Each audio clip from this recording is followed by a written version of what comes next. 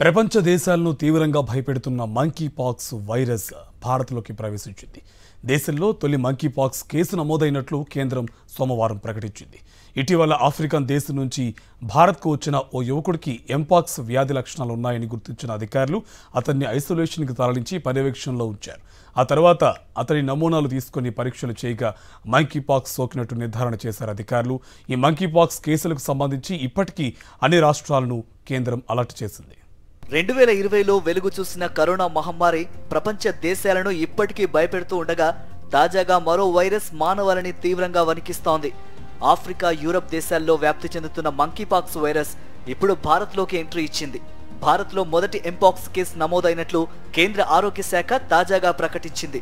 ఇటీవల monkeypox virus అనుమానిత లక్షణాలున్న వ్యక్తికి పరీక్షలు నిర్వహించగా పాజిటివ్గా తేలినట్లు వెల్లడించింది.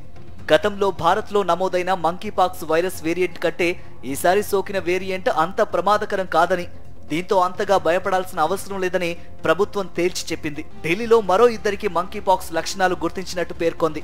వైరస్ సోకినట్టు నిర్ధారించిన బాధితుడికి ఆఫ్రికన్ క్లేడ్ 2 రకం సంక్రమించినట్లు గుర్తించారు వైద్య నిపుణులు. 2022 నుంచి మన దేశంలో నమోదైన 30 మంకీపాక్స్ కేసులు ఈ వేరియంట్కు సంబంధించినవే.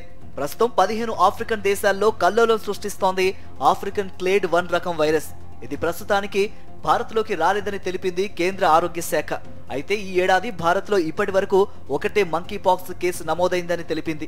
భారత్లో మంకీపాక్స్ కేసు వెలుగు చూసిన నేపథ్యంలో కేంద్రం అలర్ట్ అయింది. రాష్ట్రాలు, కేంద్రపాలిత ప్రాంతాలను అప్రమత్తం చేసింది. వైరస్ కట్టడికి చేపట్టాల్సిన చర్యలపై రాష్ట్రాలు, యూటీలకు కీలక అడ్వైజరీ జారీ చేసింది కేంద్ర ఆరోగ్య శాఖ. అనుమానితులకు పరీక్షలు నిర్వహించాలని, వారి కాంటాక్ట్ లిస్టును తయారు చేయాలని సూచించింది. ఒకవేళ వ్యాధి నిర్ధారణ అయితే ఆ వ్యక్తిని క్వారంటైన్లో ఉంచి చికిత్స అందించాలని మార్గదర్శకాల్లో పేర్కొంది. ఎంపాక్స్ కు సంబంధించి ఎలాంటి పరిస్థితినైనా ఎదుర్కోవడానికి సిద్ధంగా ఉన్నామని ఆరోగ్య శాఖ స్పష్టం చేసింది.